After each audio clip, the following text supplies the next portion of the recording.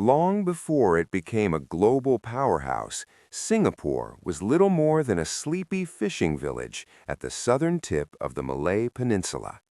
That all changed in 1819 when British statesman Stamford Raffles recognized something extraordinary: a natural deep-water harbor sitting precisely between two of the world's greatest trading civilizations, India and China. He founded a trading port here, and almost overnight, ships from across the globe began to arrive. Singapore was open for business. But in February 1942, the illusion of invincibility shattered. The British had called Singapore an impenetrable fortress, a crown jewel of the empire, defended by mighty guns facing the sea.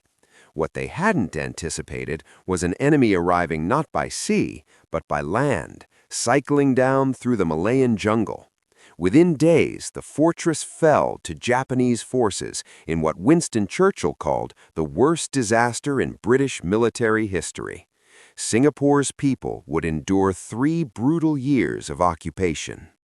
Then came independence, though not the kind anyone had hoped for. In 1963, Singapore merged with Malaysia, dreaming of strength in unity. It lasted just 2 years. In 1965, Singapore was expelled, cast out, unwanted, alone. On national television, Prime Minister Lee Kuan Yew broke down in tears. This was not a moment of triumph. It was, he feared, the beginning of the end. A tiny island nation with no resources, no army, and no guarantee of survival. What happened next would astonish the world. In 1965, Singapore had nothing. No oil, no farmland, no rivers, no army. Just 3 million people on a tiny island surrounded by larger, suspicious neighbors. Most economists gave it little chance of survival. Lee Kuan Yew didn't have the luxury of doubt.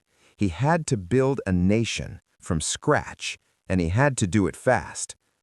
The first crisis was existential: water. Singapore depended on Malaysia for nearly every drop it consumed. One political disagreement could turn off the tap and end the nation overnight. So Lee's government did something radical. They turned the entire island into a catchment system. Every rooftop, every drain, every surface was engineered to collect rainfall. And they poured investment into desalination technology, years before the rest of the world even considered it. Singapore would never be held hostage by thirst again. While the developing world retreated behind walls of protectionism, Singapore swung its doors wide open. Low taxes, ruthless anti-corruption enforcement, transparent laws that treated every foreign investor like royalty. The message to the world was clear: bring your business here, and we will protect it. Multinationals listened. Capital flooded in. Within a generation, a fishing village had become one of the most competitive economies on Earth. But prosperity means nothing if your people are living in slums. The Housing Development Board was created with a single bold mission: get every Singaporean into a proper home. Government-built apartments rose across the island, and through the Central Provident Fund, a mandatory savings scheme taken directly from wages, ordinary citizens could actually buy these homes. For the first time, people weren't just living in Singapore, they owned a piece of it. And when you own something, you protect it. Lee understood that Singapore's only true resource was its people, so he made a decision that was controversial, even painful. English would become the primary language of instruction in all schools. Not Mandarin, not Malay, not Tamil. English, the language of global commerce and science. It unified a deeply divided society and gave every Singaporean child a passport to the world economy. And then there was the question of survival against neighbors who hadn't exactly welcomed Singapore's independence. The answer was simple: make Singapore too costly to threaten. Every young man would serve in the military, no exceptions. The army would be trained, equipped, and ready. The message to the region was quiet but unmistakable. This island may be small, but it will not be easy to swallow.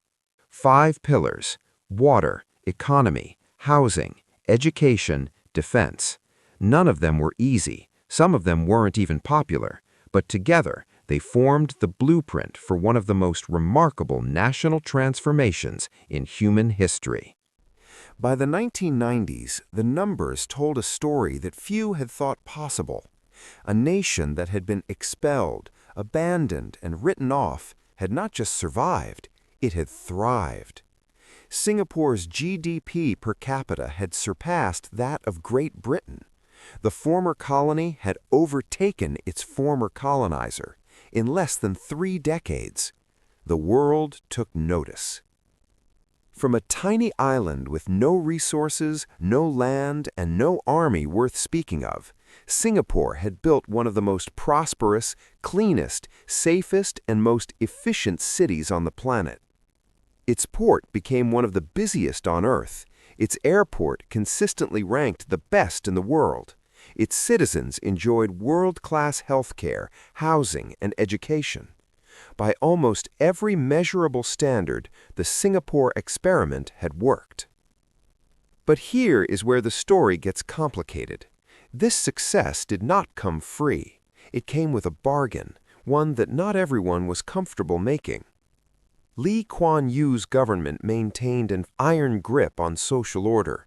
Political opposition was suppressed, press freedom was limited, and the rules of daily life were enforced with a strictness that puzzled and sometimes amused the outside world.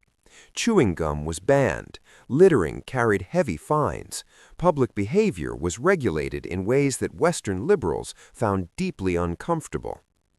Lee called it Asian values, the idea that social harmony, collective responsibility, and national discipline must sometimes take priority over individual freedoms, that a society cannot afford chaos when it is fighting for survival. The West called it authoritarian, Singapore called it pragmatic, and the debate has never been fully resolved. Was the trade-off worth it? Can freedom and order truly not coexist? Or did Singapore simply prove that there is no single blueprint for a successful society, only difficult choices made by leaders willing to bear the consequences? That question still echoes today in capitals across the world, wherever leaders look at a small island in Southeast Asia and ask themselves, how did they do it?